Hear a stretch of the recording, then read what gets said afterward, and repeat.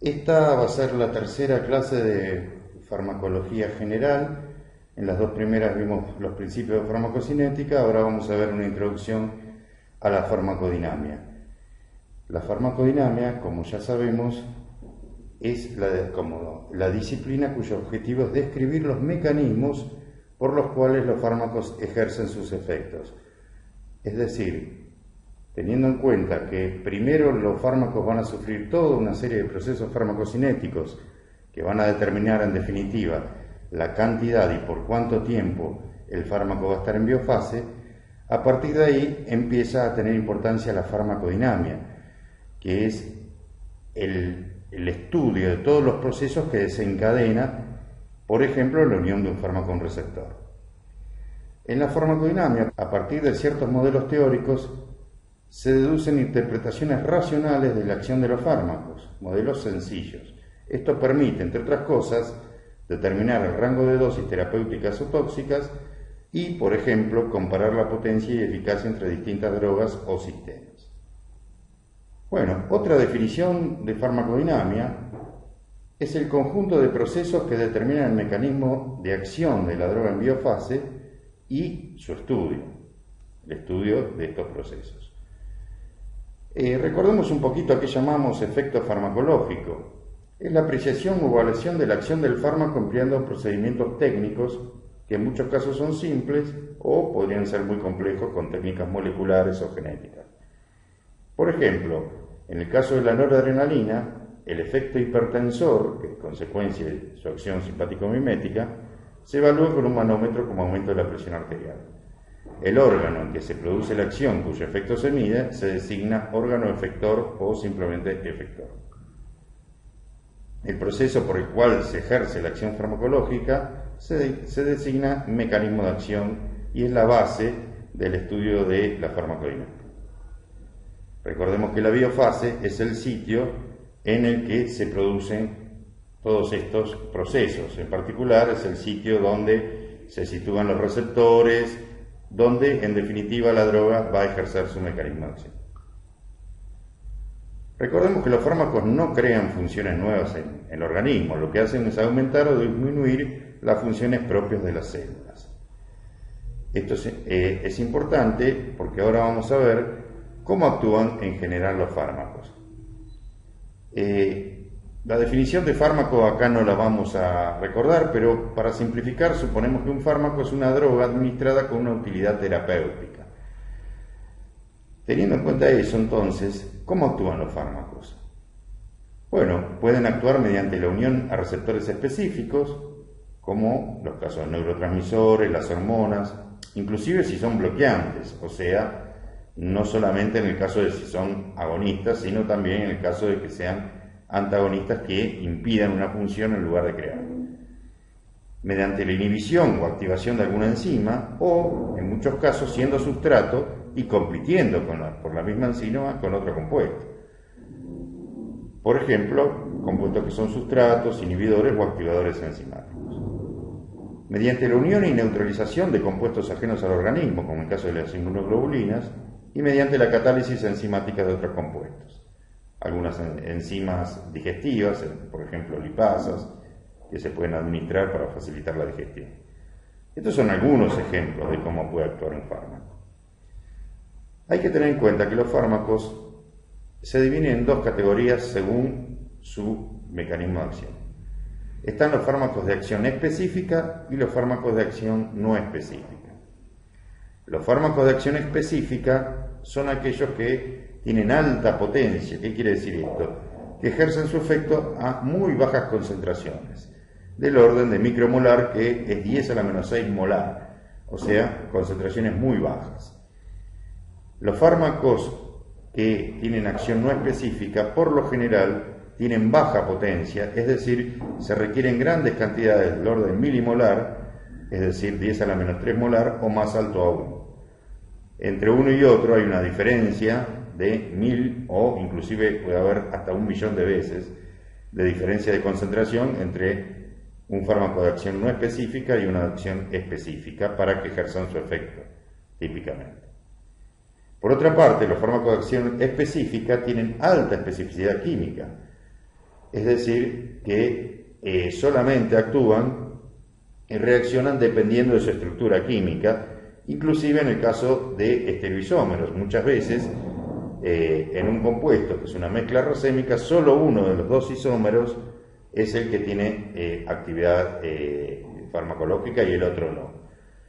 En cambio, en los fármacos de acción no específica, la especificidad está dada más por sus propiedades, por ejemplo, la liposolubilidad, la viscosidad, que por su estructura química en sí. Es decir, que no es la estructura la que está realmente dando la especificidad, sino las propiedades de esas estructuras.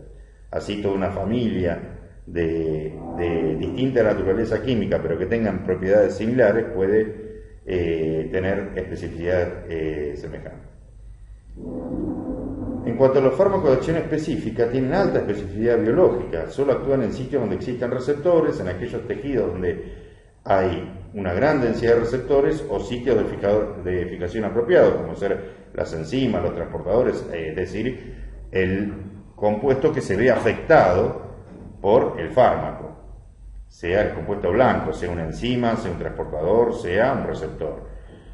Pero es alta la especificidad. En cambio, los de no específicas, su acción es más bien general, ocurre a todo nivel del organismo, pero es en particular en algunos tejidos donde el efecto se hace patente y en los demás el efecto no es tan importante.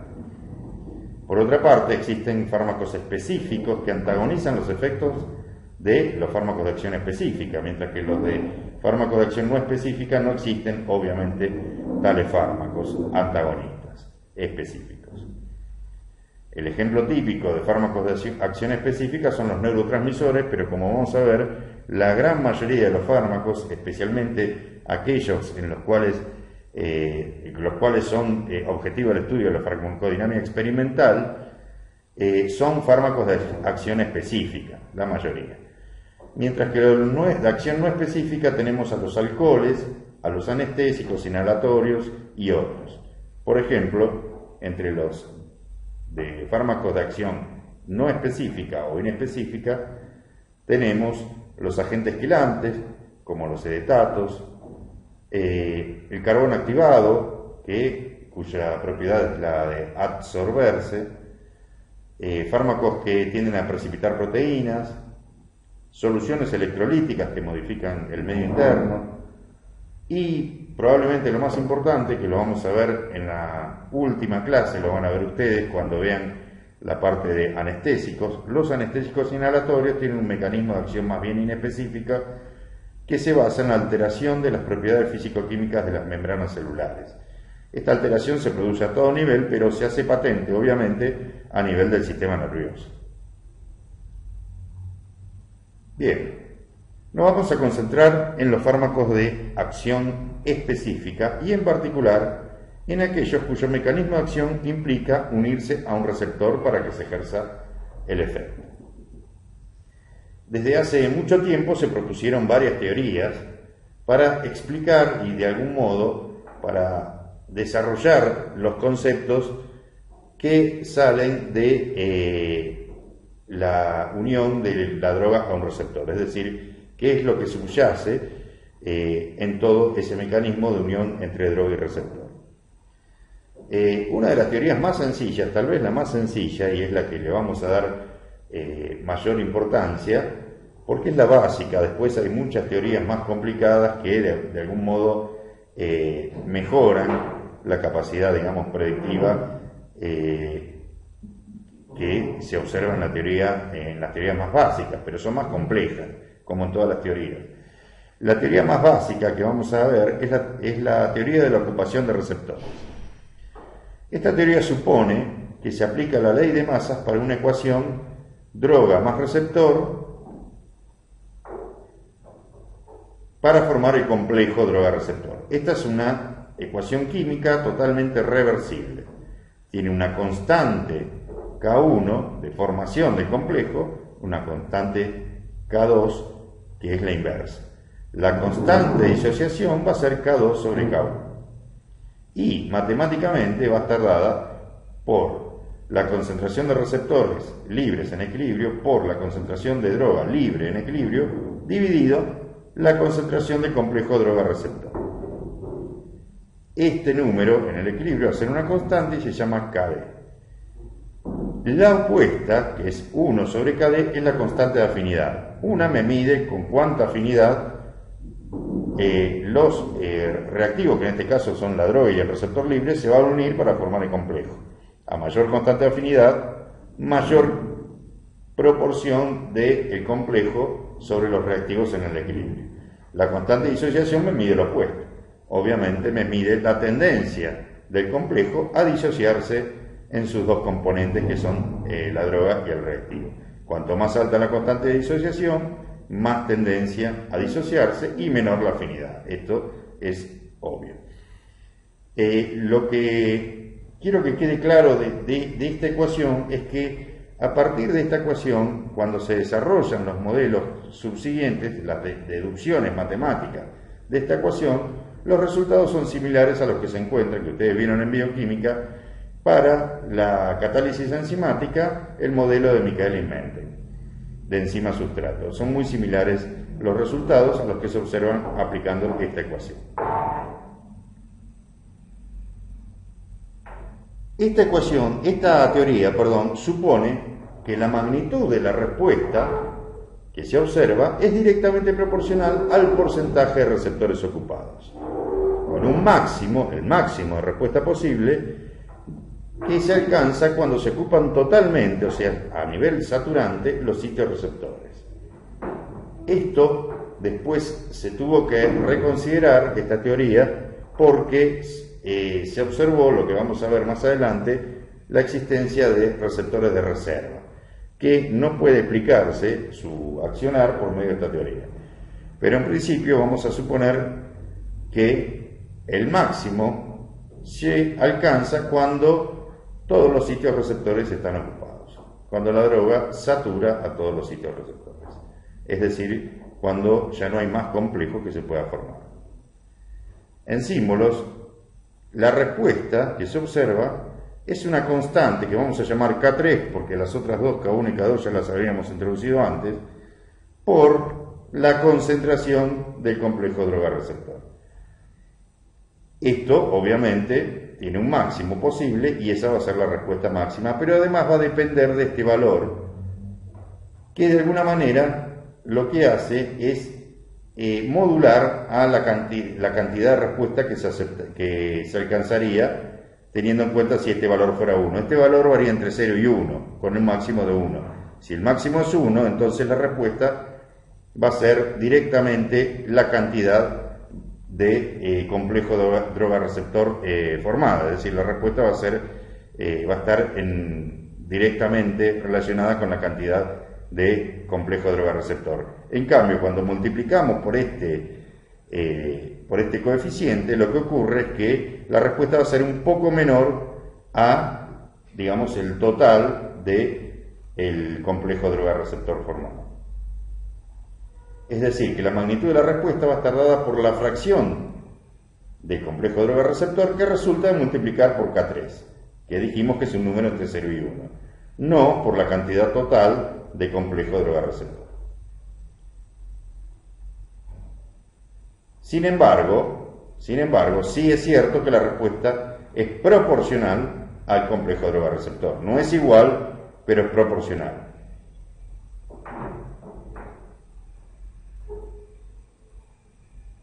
La teoría de ocupación de los receptores no explica, como dijimos anteriormente, algunos hechos, como por ejemplo la existencia de receptores de reserva. Para eso tenemos que aplicar teorías más avanzadas, que algunas de ellas las pueden encontrar en teórico. Además, su tratamiento es michaeliano y entonces no es apropiado para explicar ciertos fenómenos como alosterismo, cooperatividad, es decir, fenómenos que solo pueden explicarse con modelos más complicados y no con un modelo, digamos, michaeliano. Recordemos que la afinidad es la inversa de la constante de disociación y que KD, la constante de disociación, es la constante directa sobre la constante inversa que habíamos presentado en la transparencia anterior.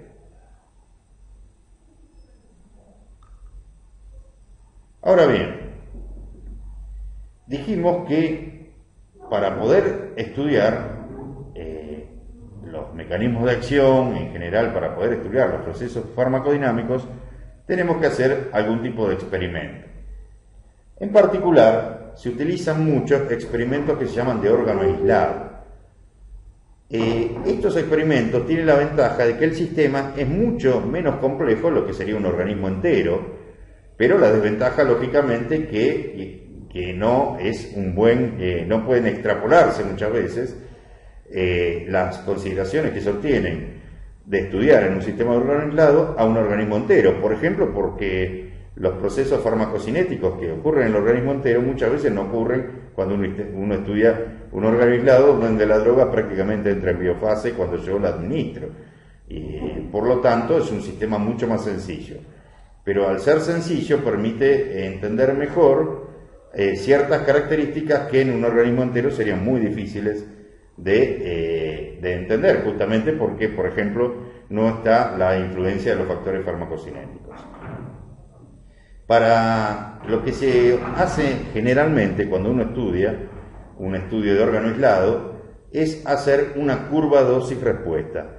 Una curva dosis-respuesta simplemente en el órgano ir aplicando distintas concentraciones crecientes de la droga que uno va a estudiar y ver cuál es el efecto que produce esas concentraciones crecientes. Es decir, se va a ver una curva donde en abscisas voy a tener las concentraciones crecientes y en ordenada la respuesta de esas concentraciones. Entonces, tenemos lo que se llama la curva dosis-respuesta.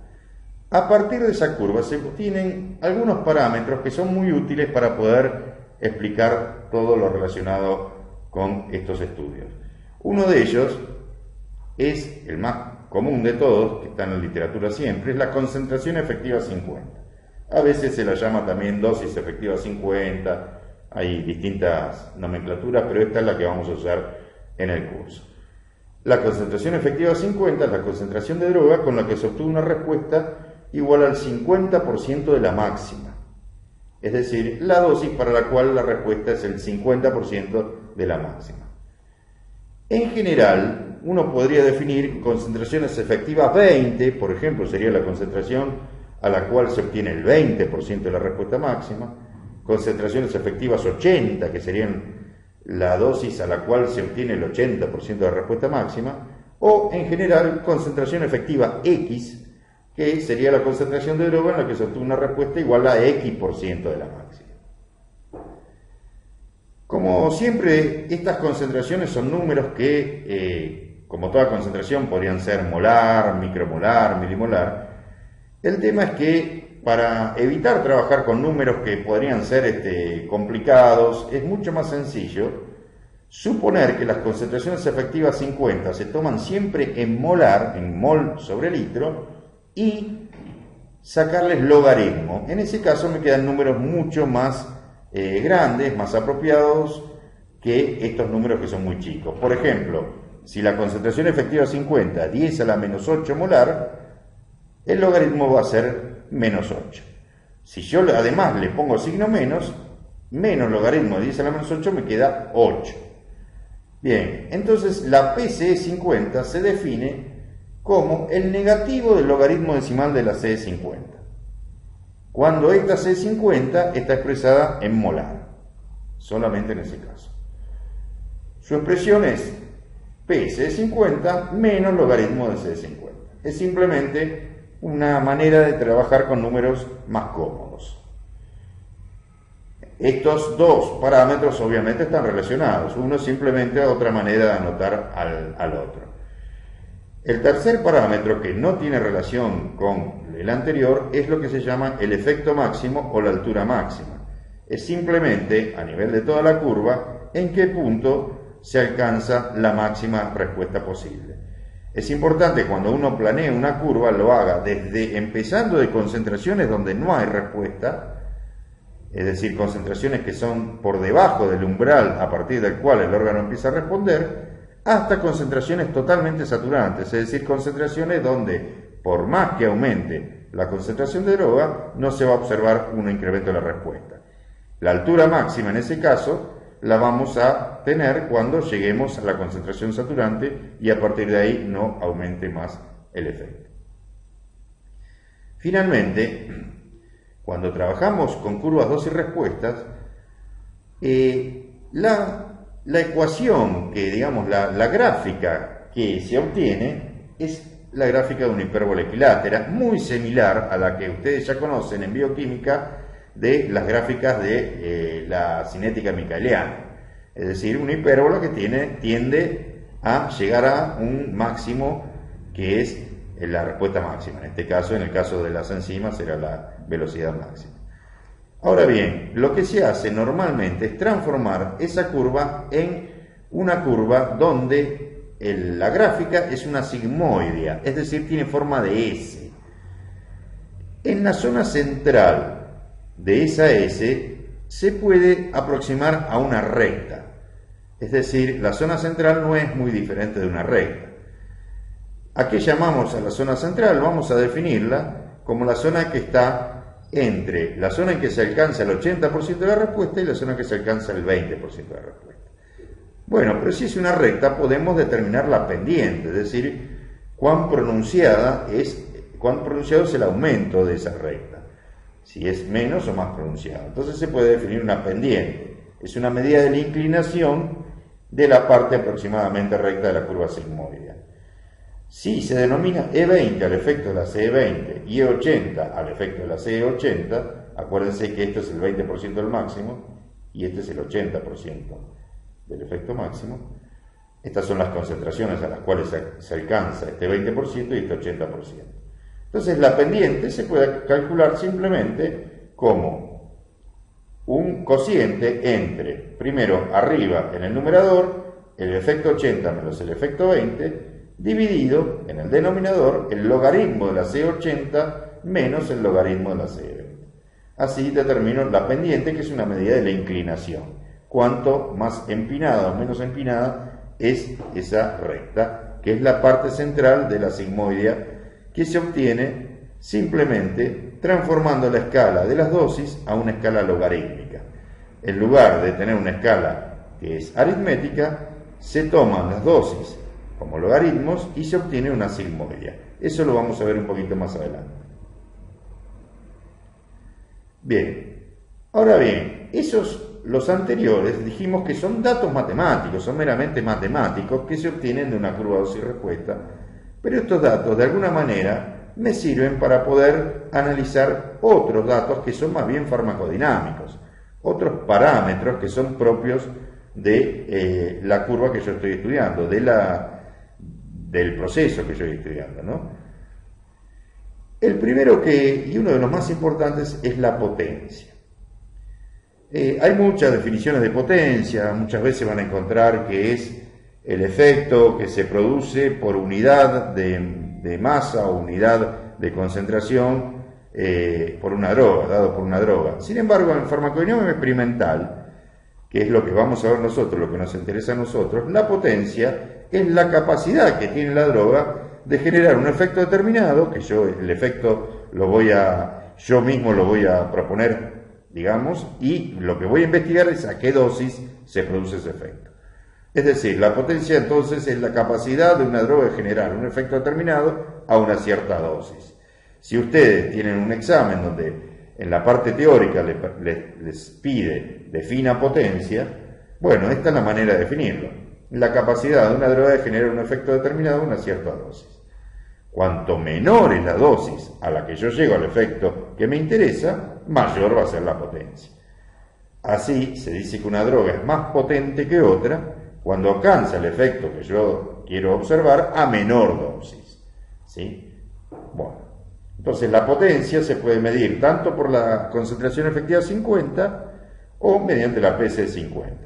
Yo el efecto en ese caso que quiero que se alcance es el 50% del máximo que me da la droga, y bueno, lo que yo voy a obtener es a qué concentración se observa ese efecto. La potencia es inversamente proporcional a la C50, porque dijimos que con menos concentración, si con menos concentración obtengo el mismo efecto, entonces la potencia es mayor. Y es directamente proporcional a la PC50, porque la PC50 es el negativo del logaritmo, así que si es inversamente proporcional a C50 va a ser directamente proporcional a la PCE50. La potencia es un parámetro que depende de la concentración de receptores, depende de cuántos receptores haya en el tejido, aun cuando la afinidad de la droga por el receptor no varíe. Volvamos a la ecuación básica que describe la KD. La KD dijimos que es una constante que me mide cuánto receptor y cuánta droga libre hay en el equilibrio dividido la concentración del complejo droga-receptor. Ahora bien, si KD es una constante, nunca varía, porque es una constante. ¿Qué tiene que pasar para que DR no varíe? DR, acuérdense que está directamente proporcional, relacionado directamente proporcionalmente a el efecto, ¿no? Para que DR no varíe, para que el complejo droga-receptor no varíe, entonces, si por algún motivo disminuye R, tiene que aumentar la concentración de droga. Si disminuyen los receptores, tiene que aumentar la droga para que no varíe DR. Y si aumenta la concentración de receptores, debe disminuir la droga. En definitiva, para alcanzar igual concentración de complejo, droga-receptor y por ende igual efecto, si disminuye la concentración de receptores, yo tengo que aumentar la de droga. Y si aumenta la concentración de receptores, se tiene que disminuir la de droga para que se alcance el mismo efecto. Esto hace que la potencia varíe. Cuando hay una mayor concentración de receptores, la potencia va a ser mayor, porque yo voy a alcanzar el mismo efecto con menos droga. Cuando hay menor concentración de receptores, la potencia va a ser menor, porque voy a necesitar más droga para alcanzar el mismo efecto. Esto lo vamos a volver a ver un poquito más adelante cuando veamos ejemplos de interacciones farmacodinámicas. Finalmente, no hay que olvidarse de las variables farmacocinéticas, porque la potencia que yo puedo estar de alguna manera obteniendo haciendo un experimento de órgano aislado no necesariamente va a ser la potencia que esa droga tenga in vivo. Es decir, con el organismo entero hay otros parámetros farmacocinéticos que van a hacer que esa potencia varíe, sea mayor o sea menor, dependiendo de cuánto, por ejemplo, se pierda presistémicamente, si el fármaco se administra por vía oral, por ejemplo, o cuánto se pierde en absorción, es decir, en los distintos niveles, van a hacer que un fármaco que por ahí es más potente cuando yo realizo el experimento de órgano aislado, cuando ese mismo fármaco ejerce su efecto a nivel del organismo entero, por ahí es menos potente porque se está eliminando mucho más a nivel por procesos farmacocinéticos. Es decir, hay que tener en cuenta que no todo lo que se obtiene de un experimento de órgano aislado puede ser extrapolable a un organismo entero.